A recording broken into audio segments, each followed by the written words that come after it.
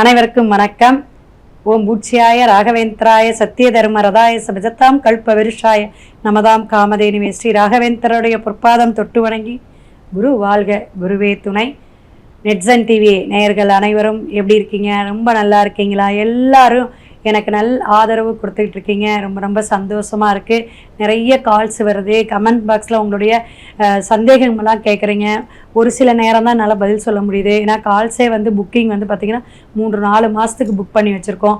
So எல்லாருமே வருத்தப்படாதீங்க. எல்லாத்துக்குமே எனக்கு கண்டிப்பாக உங்களுக்கான விஷயங்கள், உங்களுக்கான பரிகாரங்கள், உங்களுடைய ஜாதகம் எப்படி இருக்குங்கிறத நம்ம சொல்லுவோம். நிறைய பேருக்கு ஜாதகம் இல்லை அப்படிங்கிற ஒரு வருத்தமே இருந்தாலும் சோழி பிரசனம், வெற்றிலை பிரசனம் போட்டு நம்ம சுவாமியை நம்ம ரொம்ப சிறப்பாக நம்ம ஆஃபீஸ் வச்சுருக்கோம். அதில் நம்ம இறைவனிடம், அம்பாளிடம் நம்ம உத்தரவு கேட்டு உங்களுக்கு பலனை சொல்லுவோம். இப்போ இந்த குரு பெயர்ச்சி அப்படிங்கிறது 2026 கடகத்துக்கு உச்சம் பெற்று போகக்கூடிய அமைப்பு ரொம்ப ரொம்ப அற்புதங்களா 12 ராசிக்காரர்களுக்கும் சில ஏற்றத்தையும் சில மாற்றத்தையும் கொடுப்பாங்க. ஆனால் நிறைய பிரச்சனைகள் இருந்தால் அதை சால்வ் பண்ணுறதுக்கு நம்மளுடைய ஜனன ஜாதகத்தில் இருக்கக்கூடிய கிரகங்களுடைய அமைப்பு, இந்த கோச்சார கிரகம் எப்படி இருக்குது அப்படிங்கிற ஒரு விஷயத்தை வச்சு தான் நம்ம சொல்கிறோம்.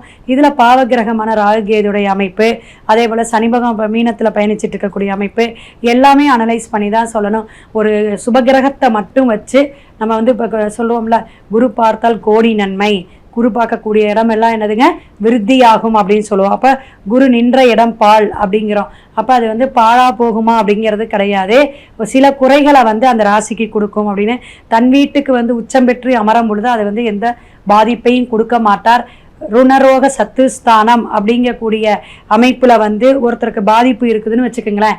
அதை 6ஆம் பாவகமாக எடுக்கிறோம். அப்போ அதில் இந்த குரு பார்க்கும்போது என்ன ஆகுனா அது கொஞ்சம் அதிகப்படுத்தி கொடுத்துட்டு போகும். அப்போ பார்த்தீங்களா, ஒரு குறையையும் அவர் ஒரு அதிகப்படுத்தி அதில் ஒரு நிறைவை சொல்லுவாங்கள்ல, தலைக்கு வந்தது தலப்பாவோட போச்சு அப்படிம்பாங்க.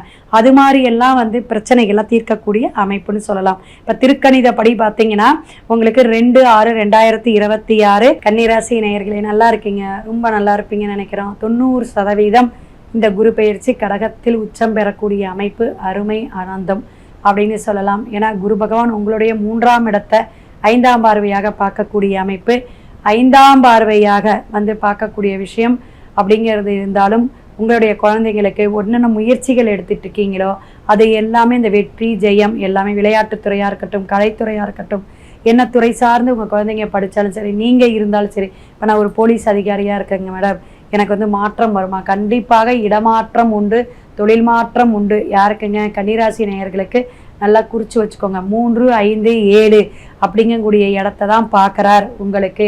அப்போ 7ஆம் இடம் ஒரு சட்டுன்னு கல்யாணம் ஆகும். கல்யாணம் ஆனவங்க 2ஆம் தரமாக பண்ணணும், பிரச்சனைகள் ஆயிடுச்சுங்க, டைவர்ஸ் ஆயிடுச்சு அப்படின்னு சொல்கிறவங்களுக்குலாம் 2வது கல்யாணம், 3, அதாவது ரொம்ப ரொம்ப பிரச்சனைகள் இருந்துச்சுன்னா தான் நமக்கு இப்போ ஒரு ஜாதகத்தில் 7ஆம் இடம் நல்லா இருக்கணும். சுக்கிரன், ராகு, கேது, சனி பகவானுடைய கலத்திர பாவகம் கெட்டு, சுக்கிரனும் கெட்டு, செவ்வாய் பிரச்சனைக்குரிய இடத்துல இருந்துட்டா கண்டிப்பாக அவங்களுக்கு 2 தாரம் 3 தாரம்லாம் போகக்கூடிய அமைப்பு உண்டு. எடுத்த காரியங்கள் எல்லாமே ஒரு பிரேக்கை கொடுக்கக்கூடிய விஷயமா ஆயிரும். மூத்த சகோதர சகோதரிகள் மூலியமாக ஒரு நல்ல விஷயங்கள் ஆதரவு வரும். அண்ணா அக்காங்கிற மாதிரி அமைப்பில் இருக்கிறவங்களுக்கெல்லாம். ஏன்னா தன்னுடைய 7ஆம் பார்வையாக 9ஆம் இடத்தை பார்க்குது. அப்போ நல்ல ஒரு அமைப்பை என்ன ஒரு விஷயமாக இருந்தாலும் அது நமக்கு இந்த 7ஆம் பார்வைங்கிற கணவன் மனைவி பிரிவினை இருந்திருக்கலாம், அல்லது திருமணத்துக்காக எதிர்பார்த்துக்கிட்டு இருக்கலாம்.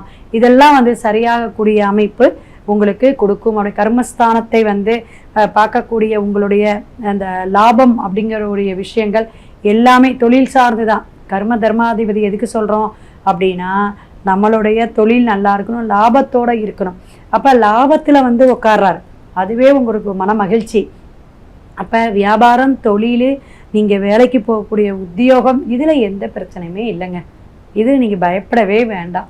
திருமணம் தாமதமாக இருந்தவங்களுக்கெல்லாம் கைகூடும். எந்த ஒரு விஷயம், சிக்கல் எது இருந்தாலும் சரியாகக்கூடிய காலகட்டம்.